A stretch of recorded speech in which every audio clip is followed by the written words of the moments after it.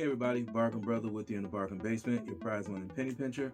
And in this video, I'm going to tell you why being a nice guy or girl can be harmful to your credit. So don't be a nice guy. But before I get into that, if you found value in this content, please consider smashing the like button, subscribing, and sharing this video. I would greatly appreciate it. So let's jump right into it. Do not be a nice guy when it comes to your credit. And I'm going to give you 3 examples of things that you should never do with your credit if you're blessed enough to have great credit, to make sure that you keep the great credit. Now, full disclosure, I have been totally bankrupt.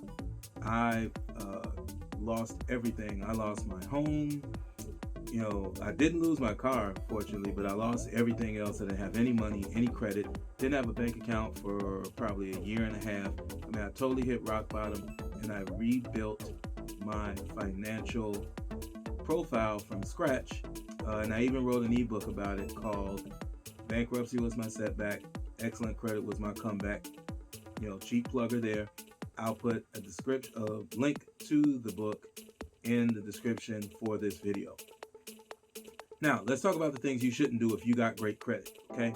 The first thing is you are not a guarantor and you are not a cosigner for a car. Okay, so if you cosign for a car for someone, just in case you don't know, you are accepting responsibility if they don't pay, so don't do it.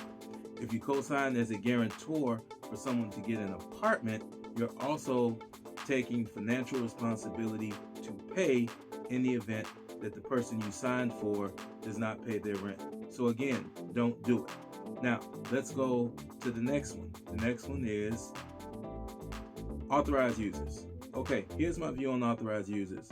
I think it's a cool thing if you got great credit to try and help someone boost their credit by making them an authorized user. And as a matter of fact, I've done it. Since I've rebuilt my credit, I've helped out people by making them an authorized user. This is what you shouldn't do though. Don't give them a card.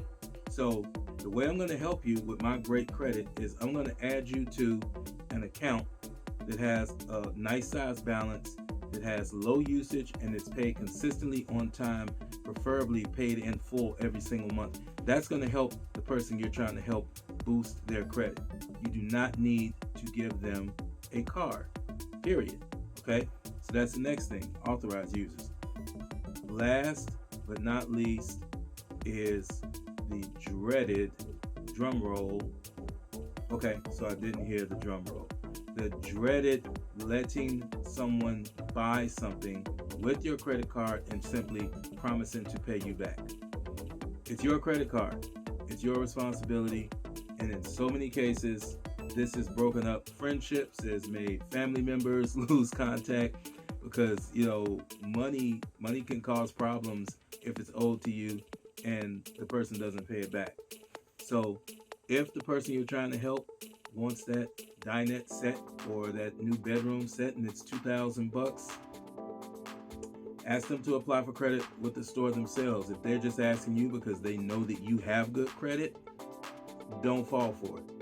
Do not buy anything for someone else that you aren't willing to pay back yourself if they don't. Again, do not buy something for someone else that you're not willing to pay for yourself if they fail to pay for it. So there it is. We're not going to do cosigners.